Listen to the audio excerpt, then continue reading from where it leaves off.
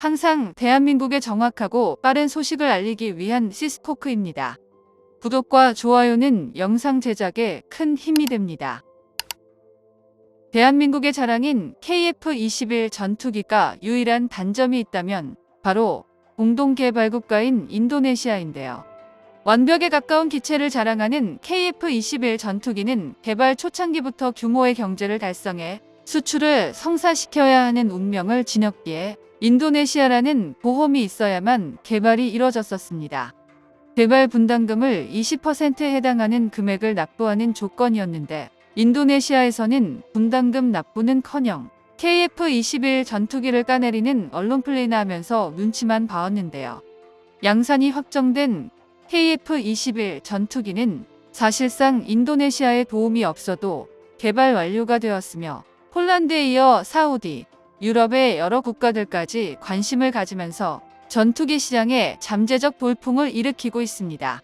결국 KF-21 전투기의 개발에 완전 갑이된 대한민국은 인도네시아에 이번 6월까지 분담금 납부를 하라고 통보했지만 돌아온 건 천연자원을 무기 삼아 협박이었는데요. 과거 중국에서 미래 패권을 좌우하는 자원 쟁탈 전쟁에서 승리하기 위해 했던 만행을 따라한 것으로 분석됩니다. 그러나 대한민국은 이미 준비를 모두 끝냈기에 별 문제 없이 넘어갔는데요. 인도네시아가 당황할 정도로 KF-21 전투기에 대한 모든 준비를 마친 대한민국이 어떻게 인도네시아의 검은 속내를 제압했는지 한번 알아보겠습니다. 중국에서는 광활한 영토를 소유했지만 대만을 향한 욕심을 버리지 못하고 결국 전쟁 준비에 한창인데요. 게다가 미국과의 분쟁까지도 서스름없이 감행하며 작은 계기 하나만 있어도 전쟁이 날 것 같은 분위기를 잡으며 동북아시아의 긴장을 고조시키고 있습니다. 미국도 중국의 행보에 촉각을 곤두세우고 군사 동향을 보는 한편 중국은 최후의 수단까지 동원하며 미국의 압박에서 벗어나려 하고 있는데요. 바로 히토류 자석 공급망 통제를 위해 제조기술 수출 금지를 중국이 추진했습니다. 전 세계에서 지구온난화가 본격적으로 시작하면서 환경 문제가 대두되자 탈탄소화가 중요해지고 동력의 전기화가 진행되는 가운데 가장 중요한 히토류 자석을 중국이 독점 혹은 통제하겠다는 뜻인데요. 작년 12월 산업기술의 수출 규제 품목을 담은 중국 수출 투자 및 제한기술 목록 개정안에는 다량의 히토류 제품 및 기술이 그 목록에 올라왔는데 네오디뮴을 비롯해 사마륨, 코발트 등 중요 금속 기술에 대한 제재가 시행되었습니다. 전기차의 주요 재료로 사용되는 히토류 자석은 물론이고 각종 자원까지 중국이 통제하려는 움직임을 보이자 전 세계는 물론 특히 한국은 자원을 수입해 가공해 다시 수출을 하는 입장이라 큰 타격을 입게 될 수밖에 없는데요. 이를 내다본 한국 기업은 탈중국을 선언하며 중국에 의지하는 것이 아닌 다른 국가의 자원을 수입하는 데 힘을 쏟고 있는데 칠레나 미국 등 히토류 광산을 보유한 기업들과 제휴를 하는가 하면 다른 국가와 공조해 기술 교류를 진행, 전기차 사업에서 중국에게 밀리지 않게 대비하는 모습을 보여주고 있습니다. 문제는 그렇다고 해서 쉽게 중국에 대한 의존도를 낮출 수 있는 상황이 아니라는 것인데요. 중국 의존도를 쉽게 낮출 수 없기에 과도기 상황에서는 중국에게 아쉬운 소리를 들으면서도 자원을 수입해야 하는 상황을 지켜본 인도네시아도 벤치마킹하고 나섰습니다. 인도네시아 역시 잘하면 중국과 비슷하게 자원의 이점을 무기로 사용하고 다른 국가를 향해 갑질을 할 수 있겠다고 생각하게 된 것인데요. KF-21 전투기 분담금 납부에 대한 압박이 다가오자 인도네시아에서는 중국의 만행을 따라하며 공동개발에 우위에 서고자 했습니다. 인도네시아도 중국처럼 현대 첨단 산업을 위한 여러 주요 희귀 광물을 보유하고 있는 국가인데 현재 전기차와 함께 수요가 폭증하고 있는 니켈의 세계 최대 매장량 보유국이자 주요 수출 국가인데요.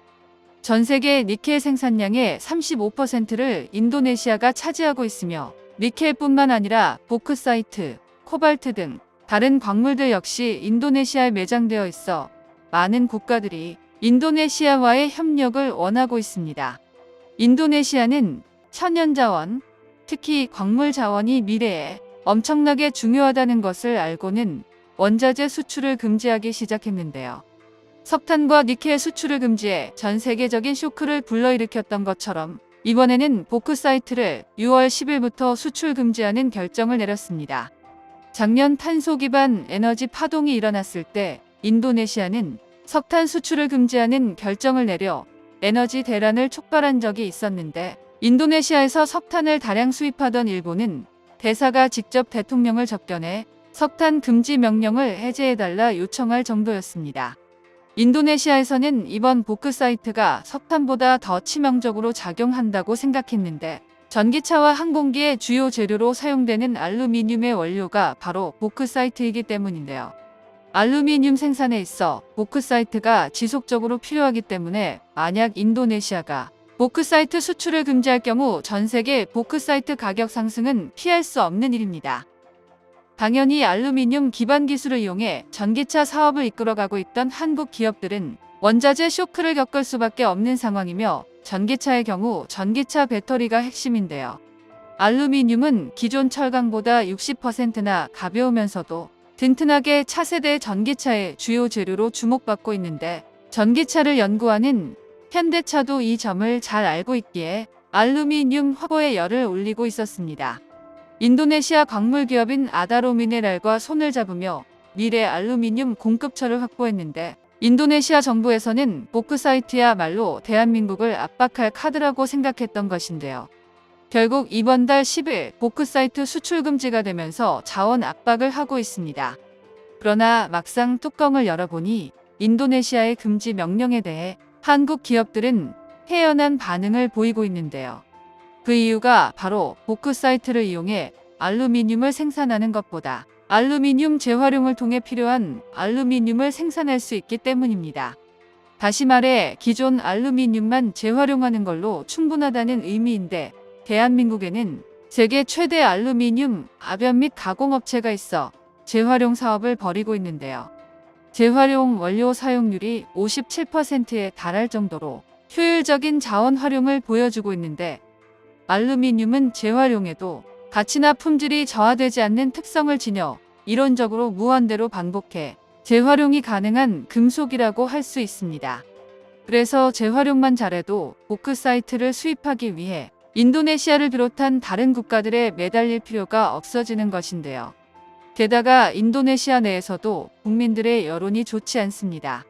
인도네시아의 보크사이트 철광석 회사 협회 대표인 로날드 술리스티안토는 해외로 수출을 금지한다면 인도네시아 내에서 보크사이트를 소화할 물량이 턱없이 부족해 수출을 하던 노동자들 수만 명이 실직할 것이라고 밝혔는데요. 연간 광물 생산량이 3만 톤에 이르지만 아무리 인도네시아 국내에서 소화를 한다고 하더라도 고작 1,400톤이 전부입니다. 결국 초과 물량을 생산할 수 없으니 생산량을 줄여야 하며, 이에 따라 노동자들 역시 해고할 수밖에 없어지는데요. 인도네시아 산업계는 당장 수출 금지를 풀고 대한민국과 협력을 취해야 한다고 목소리를 높이는 상황이 되자, 인도네시아가 생각했던 협박은 오히려 역효과만 벌어지는 사태만 남겨놓았습니다.